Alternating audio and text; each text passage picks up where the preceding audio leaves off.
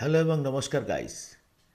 আজকে আমরা ওয়েবসাইট বানানোর জার্নিতে শিখব যে আমরা যে ওয়েবসাইটটা বানিয়েছি, এতদিন ধরে আমরা ওয়েবসাইটটা অনেক কষ্ট করে পরিশ্রম করে ওয়েবসাইটে ডিজাইন করেছি। তো কোনো কারণে যদি এই ওয়েবসাইটটা ক্র্যাশ হয়ে যায়, হোস্টিং ক্র্যাশ হয়ে যায় বা হ্যাক হয়ে যায়, তাহলে কিন্তু আমাদের পুরো পরিশ্রমটা বৃথা হয়ে যাবে। এর কারণে গাইস আমরা কি করব, একটা ব্যাকআপ নেব, যেখানে আমরা এই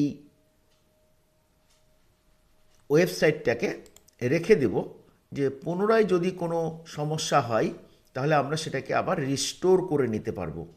তো গাইস দেখা যাক যে ওয়েবসাইটের ব্যাকআপ নিতে গেলে আমাদের কি কি প্রসিডিওর মেনটেন করতে হয়। ওকে, তো গাইস আমরা এখন ওয়ার্ডপ্রেসের ড্যাশবোর্ডে চলে এসেছি। আমরা এ পর্যন্ত যা কাজকর্ম করেছি, তো ওয়ার্ডপ্রেসের ড্যাশবোর্ডে আসার পরে আমাদের কি করতে হবে, প্রথমে একটা প্লাগিং নিতে হবে। ঠিক আছে, আমাদের একটা প্লাগিং ইনস্টল করতে হবে। তো আমরা প্লাগিংয়ে চলে এসেছি। এবারে আমাদের কি করতে হবে, এই যে অ্যাড প্লাগিংয়ে ক্লিক করতে হবে। ঠিক, এবার আমরা লিখব, এখানে সার্চ করব আপ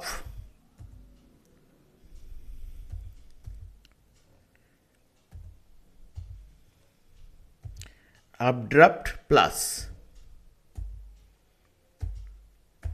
আপড্রাফট প্লাস, ঠিক আছে, একটাই শব্দ এটা, আপড্রাফট প্লাস। আমরা এই যে আমাদের সামনে চলে এসছে আপড্রাফট প্লাস, এই প্লাগিংটাকে আমরা ইনস্টল করব।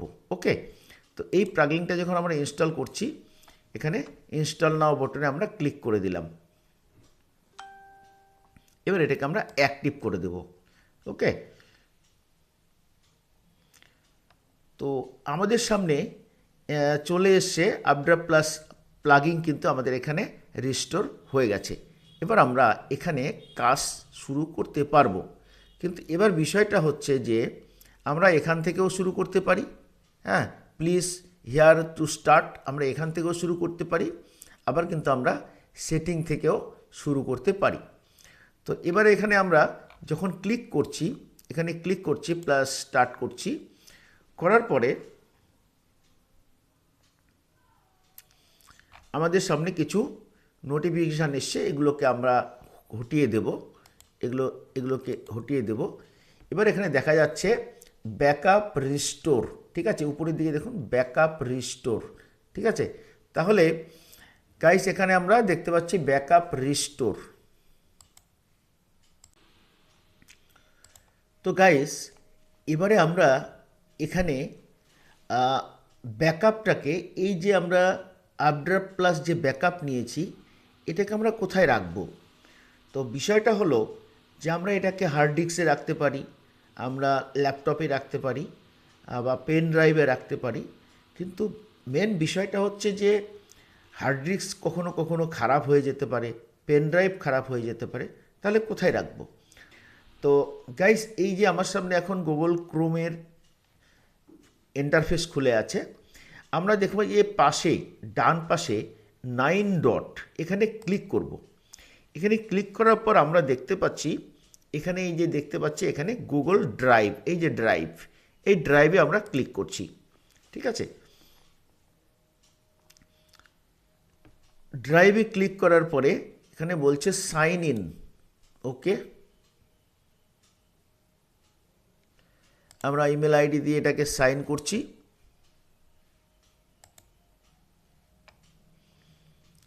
নেক্সট পাসওয়ার্ড চাইছে, আমরা এখানে পাসওয়ার্ডটা দিয়ে দিব।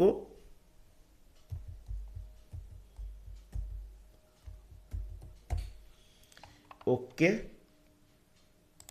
নেক্সট করছি।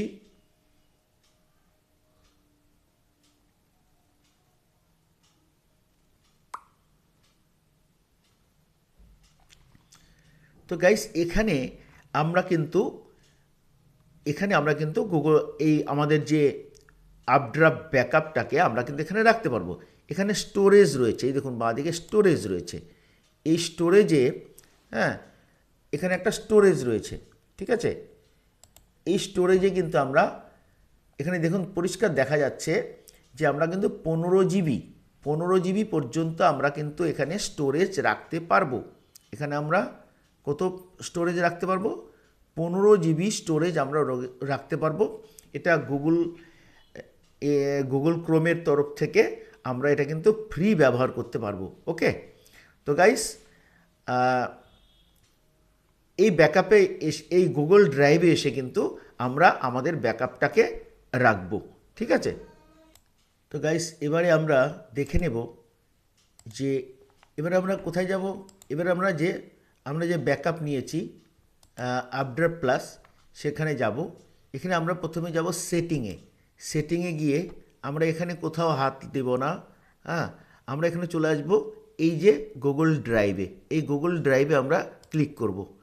তো গুগল ড্রাইভে ক্লিক করার সঙ্গে সঙ্গে আমরা দেখতে পাচ্ছি এখানে বলছে Google with sign in with Google. Okay, তো আমরা এখানে সাইন ইন করব। সাইন ইন করার সময় দেখি কি বলছে।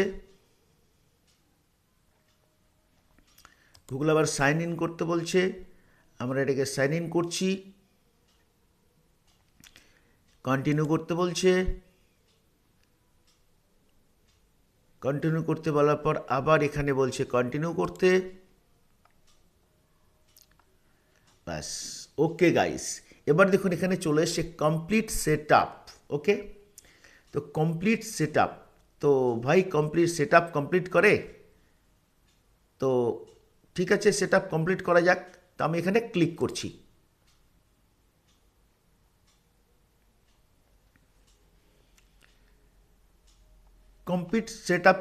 কমপ্লিট সেট আপে ক্লিক করার সঙ্গে সঙ্গে আমার কিন্তু সেট আপ কমপ্লিট হয়ে গেল।